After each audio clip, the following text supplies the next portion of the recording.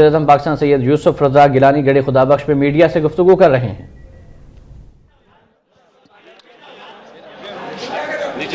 جو آپ نے سوال کیا ہے،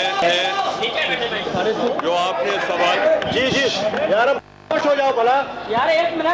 سوال جو آپ نے سوال کیا ہے،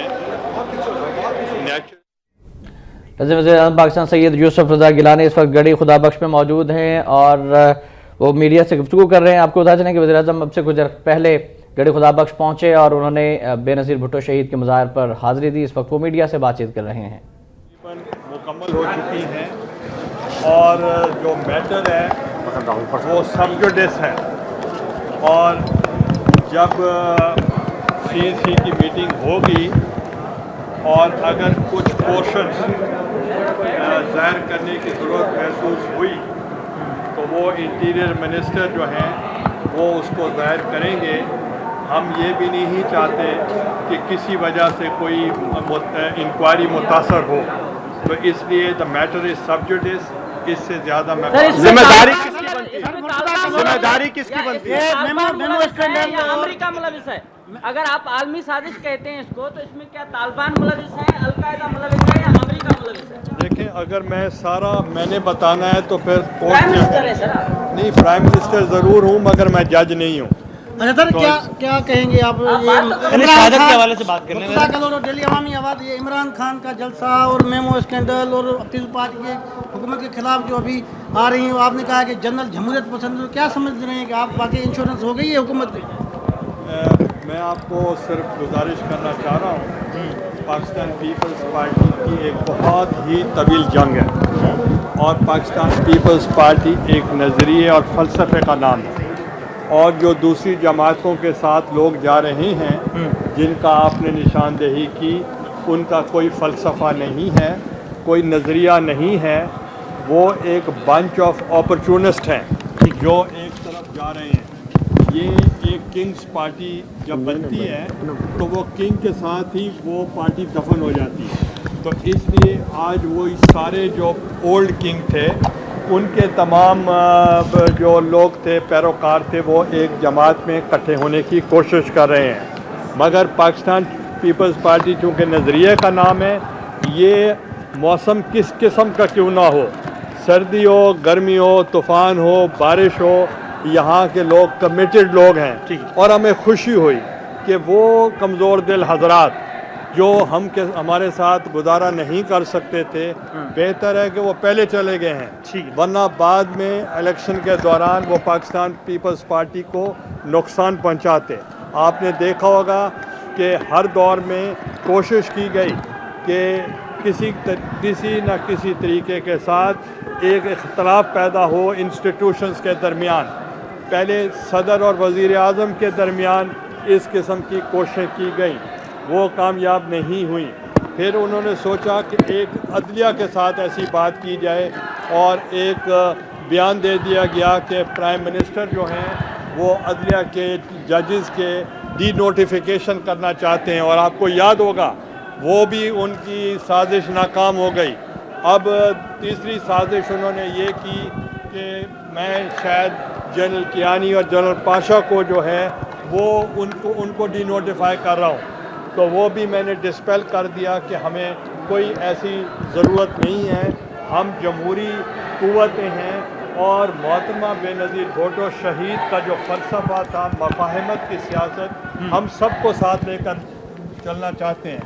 مگر یہ بھی بتانا چاہتے ہیں کہ یہ آئین میں نے نہیں دیا، یہ آئین شہید ذوالفقار علی بھٹو نے دیا ہے، اور اس آئین کی بحالی بھی شہید ذوالفقار علی بھٹو کی پارٹی نے کی ہے، تو لہذا ہر ادارے کو آئین کے دائرہ اختیار میں رہتے ہوئے اپنا کام کرنا چاہیے۔ کس ادارے کی طرف اشارہ کر رہے تھے؟ میں سب اداروں کی بات کر رہا ہوں۔ پارلیمنٹ میں تقریر کر رہے تھے، آپ کس ادارے کی طرف اشارہ کر رہے تھے جو جمہوریت کے خلاف سازش کر رہے تھے؟ جو آئین کے دائرہ کار میں رہتے ہوئے بات کریں گے، کام کریں گے، تو کوئی تصادم نہیں ہوگا۔ کون ہوتا ہے ISI چیف آپ کے انڈر میں آتے، وہ کون ہوتے ہیں اپنی مرضی سے سارا کام کرتے ہیں؟ گورنمنٹ کب تک آرمی کے برہم و کرم پہ چلتی رہے گی؟ یہ دیکھ لیجیے آپ بیوی شہید آپ کے پیچھے ہیں, ذوالفقار علی بھٹو اس وقت آپ کے پیچھے ہیں, تو آپ یہ بتائیں کہ کشیدگی ہے یا نہیں ہے تینوں اداروں کے درمیان؟ دیکھیں, میں آپ کو بتانا چاہ رہا ہوں کہ ہماری کوشش ہے کہ تمام اداروں کو آئین کے تابع کام کرنا چاہیے, اور پارلیمنٹ کی جو سپریمیسی ہے اس کی اہمیت کو اجاگر کرنا چاہیے. اور میں سمجھتا ہوں کہ ابھی اگر آئین سے کوئی بھی کسی قسم کا اختلاف ہوا پھر تصادم کا خطرہ ہے. آئین کے رہتے ہوئے کسی کا کوئی تصادم کا خطرہ نہیں ہے. تو آج کیا دمادم منتقل کا اشارہ دے رہے ہیں آپ؟ دیکھیں, میں جو حکومت اقتدار میں ہوتی ہے اس کو لڑائی نہیں کرنی ہوتی, اس کو حکومت چلانی ہوتی ہے, اور ہماری توجہ کئی مرتبہ ہٹائی جاتی ہے عوام کی خدمت سے. ہم آپ سے بھٹو صاحب کے آج اس مزار پہ میں عہد کرتا ہوں کہ انشاءاللہ ہم ان کے فلسفے کو لے کر آگے چلیں گے اور ان کے آئین کی مطابق کام کریں گے. پچھلے ہفتے آپ نے کہا تھا جمہوریت کے خلاف سازش ہو رہی ہے, آج ہو رہی ہے سازش یا ختم ہو گئی سازش؟ دیکھیں, سازش آج ہو رہی ہے یا ختم ہو گئی سر؟ وزیر اعظم میں خدمت کرنے والے باہر جو لوگ کھڑے ہوئے وہ آپ کی حکومت سے پوچھ رہی ہے, وہ یہاں اگر آئے تو محترمہ صاحب کی وابستگی جذباتی وابستگی کی وجہ سے آئے. تو جب آپ لانگسٹ سرونگ پرائم منسٹر ہیں تو بھٹو صاحب کو اور محترمہ جو آپ سے بہت کم عرصے پرائم منسٹر رہی, ان سے جذباتی وابستگی کے لیے تو لوگ باہر موجود ہیں, آپ سے جذباتی وابستگی ابھی تک کیوں نہیں؟ دیکھیں, میں اپنے ساتھ جذباتی وابستگی کی بات ہی نہیں کر رہا. میں تو خود کمیٹڈ ہوں پاکستان پیپلز پارٹی کے ساتھ اور پیپلز پارٹی کے منشور کے ساتھ, اور اس وقت تک اگر ہم نے کوئی اچیومنٹ کی ہے تو وہ منشور ہے محترمہ بے نظیر بھٹو صاحبہ کا, یہ ویژن ہے محترمہ بے نظیر بھٹو صاحبہ شہید کا کہ جس کو ہم لے کر آگے چل رہے ہیں, اور ہم ان کے منشور کے مطابق 80% اس پر عمل درآمد کیا ہے. اور جو چارٹر آف ڈیموکریسی کے اوپر انہوں نے دستخط کیے تھے اس پہ بھی 80% ہم نے عمل کیا ہے. اور میں یہ آپ کو بتانا چاہ رہا ہوں کہ ہم پارٹی کی پالیسی کو لے کر چل رہے ہیں. سازش کا بتا دیں سر, ہو رہی ہے یا نہیں ہو رہی سر, یہ تو بتا دیں. سازش آج ہو رہی ہے یا نہیں ہو رہی؟ پچھلے ہفتے آپ نے کہا تھا ہو رہی. جو سازشیں ہوتی ہیں, پاکستان پیپلز پارٹی معمولی جماعت نہیں ہے, پیپلز پارٹی بہت بڑی جماعت ہے. مجھ سے کسی کو اختلاف ہو سکتا ہے, جیسے انہوں نے کہا کہ محترمہ بے نظیر بھٹو صاحبہ کے ساتھ یا بھٹو خاندان کے ساتھ کسی کو اختلاف نہیں ہے. اس لیے اگر ان کی پارٹی کے خلاف کوئی سازش ہو رہی ہوگی تو ہماری پارٹی اتنی مضبوط ہے کہ ہم ان کا ڈٹ کر مقابلہ سر ہو رہی ہے, لیکن پرائم منسٹر صاحب ابھی کی رپورٹ یہ آئی ہے کہ افریقہ بھی اپنے تعلقات ریویو کرنے کی کوشش کرائیں گے. پرائم منسٹر صاحب اب جو بھی تعلقات ہوں گے وہ عوام کی منتخب پارلیمنٹ کرے گی. بہت بہت شکریہ.